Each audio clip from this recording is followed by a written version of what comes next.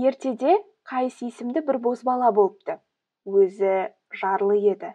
Байға жалданып, қойларын бағатын. Сәлем достар, Рухани Storytelling каналына қош келдіңіздер. Видеоны соңына дейін тамашалап, қолдауларыңызды сұраймын. Құдай байлық бермесе де, ақындық өнер беріпті. Елдегі той-думан қайыссыз өтпейді екен. Бірде Қайыс қой бағып жүріп, малын суатқа әкелді. Сол жерде бір аруды көріп, ғашық болып қалады. Оған күндіз-түні жыр арнап, ән шығарады. Күндіз күлкі, түнде ұйқыдан қалады. Ас ішпей жүдеп кетеді. Көрші-қолаңы оны аяп, көрсетпеген емшісі қалмайды. Бірақ нәтиже шықпайды. Қайыс жынды адам сияқты Ләйлінің елесін қуалап, басы ауған жаққа қаңғырып жүре береді. Жұрт оны Мәжін деп атайды. Бұл сөз жынданған дегенді білдіретін еді.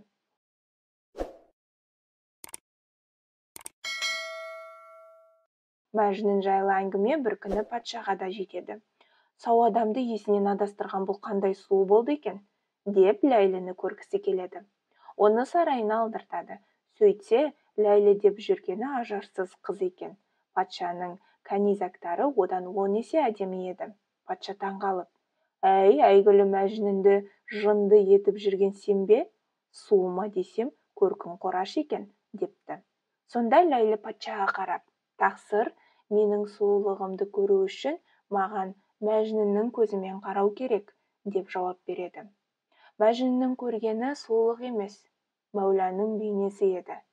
Әр патша сықылды: «Бас көзімен қарасаң, өмірдің тек көлеңкесінде жүресің.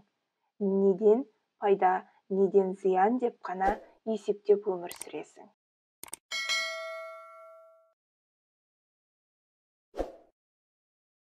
Ләйліден ажыраған Мәжнүн ауырып қалды. Дәрігер оны қарап, ет пен тері арасынан қан шығару керегін айтты.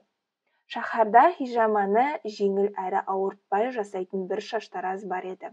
Ол Мәжнүннің тамырын байлап, теріні енді кеспек болғанда, Мәжнүн қан шығараудан бас тартты.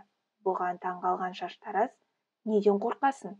Сен Ләйліні іздеп, орман кезгенде жыртқыш аңдардың, тіпті аң патшасы арыстанның үстінен аттап жүре беруші едің ғой. Сонда жүрегіңе бір үрей кірмейтін. Енді не көрінді?» деп сұрады. «Мен аурудан қорықпаймын. Басқа түскен барлық сынаққа сабыр қылар халім бар. Бірақ менің жүрегім махаббатқа толы.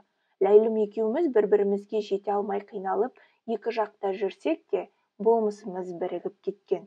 Біз бір адамбыз.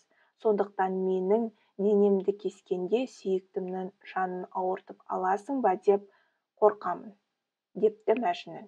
Ғашықтық мақамға енгенде құмырсқаның мұрнында қанатқың келмейтіндей күй кешесің. Себебі махаббат жүректі толтырғанда айналаңда көрінген заттың бәрі ғашығыңды еске салып тұрады.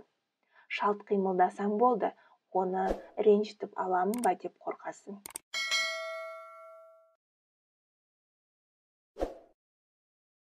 Ләйліге ғашық болып есі кеткен Мәжнүнді жұрт аяп, оған көмектеспек болады.